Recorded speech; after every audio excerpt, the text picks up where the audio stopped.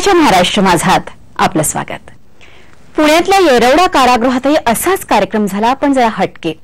ज्यांच्या हातून हिंसा घडली त्यांनीच आज अहिंसेच्या देवदूताचे धडे गिरवले आणि सत्याचे प्रयोगही अभ्यासले।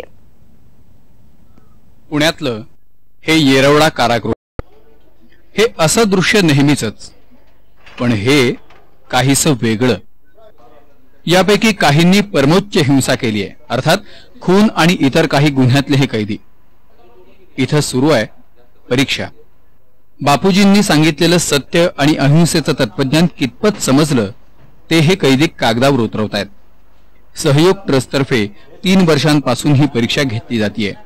परीक्षेमागची कल्पना अशी आहे की प्रत्येक कैदी, प्रत्येक गुन्हेगार, प्रत्येक आरोपी किंवा चूक करणारा माणूस हा नेहमीसाठीच गुन्हेगार किंवा आरोपी नसतो, तर त्याच्यामधला माणूस आपण शोधला पाहिजे।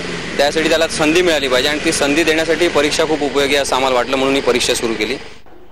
गेल्या वर्षी परीक्षा दिलेल्यांना आज प्रशस्ती पत्रकही देण्यात आली। म्हणजे गांधीच्या प्रत्येक बोलण्यातला विचार हा जीवनासंबंधीचाच विचार होता, जगण्यासंबंधीचाच होता आणि रस्त्यावर चालणाऱ्या गरीब माणसाच्या कल्याणाचा विचार होता।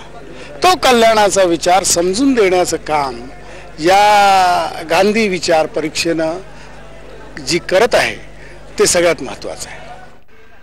या परीक्षेमुळे कैद्यांच्या मानसिकतेतला फरकही अभ्यासला गेलाय, तो समाधानकारक आहे। गांधी विचारांची मोठी गरज ज्या ठिकाणी आहे आणि स्वातंत्र्य लढ्यात गांधीजी स्वतःच्या कारागृहात राहिले त्या येरवड्यातच हा प्रयोग होतोय, हा देखील उल्लेखनीय योगायोग।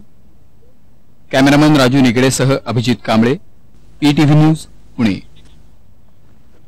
महाराष्ट्र माझात पुन्हा भेटू अल्पशा विश्रांतीनंतर। जीवनाचा